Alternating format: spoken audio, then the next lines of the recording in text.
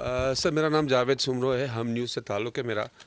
Sir मेरा question जो अभी आपने अपनी ब्रीफिंग में जनरल फैज़ हमीद के बारे में बताया कि उनकी जिस तरह से भी एक कानूनी तौर पर उनके साथ जो फेस किया जा रहा है वो कर रहे हैं।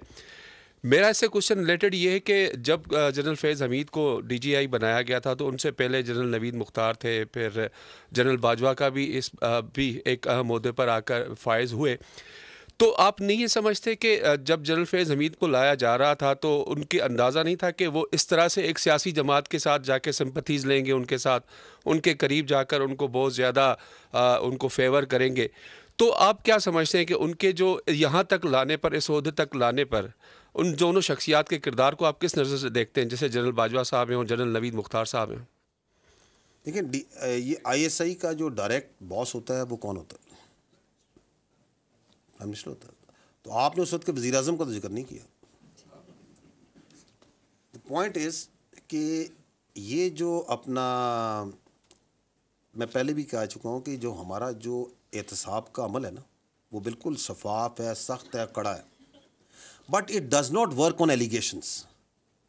वो सबूत व शवाहिद पे काम करता है, ये नहीं कि इल्ज़ामात पे काम करता है, वो सबूत व शवाहिद के ऊपर काम करता है। पहली बात तो ये। दूसरी बात ये है कि इसमें अगर कोई भी फ़र्द, चाहे वो किसी भी ओहदे पर हो, किसी भी रैंक पर हो, अगर वो क़वायद व ज़वाबित और कानून के बाहर जाता है तो फ़ौज का जो सिस्टम है सेल्फ़ अकाउंटेबिलिटी का और बाकी जो डिसिप्लिन सिस्टम है, ये उसको वापस कानून के कायदे में लेके आता है। और ये अभी आप देख भी रहे हैं, ये जो कार्रवाई हो रही है, this is exactly what has happened कि कोई बाहर गया तो वापस उसे लेके आया।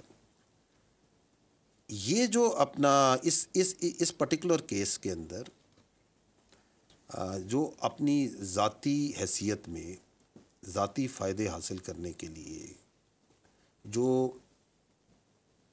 काम किए गए, उनको उनके जो सबूत और शवाहिद हैं वो आप की जो इंक्वायरी है उसके सामने है। जो हमारी प्रेस रिलीज थी उसमें हमने आपको ये भी बताया था कि रिटायर्ड ऑफिसर पे ये इल्ज़ाम भी है कि उन्होंने ज़्याती मकासद के लिए मखसूस सियासी अनासर के एमा पर कानून की और आइनी हदूद व कदूद से तजावुज़ किया।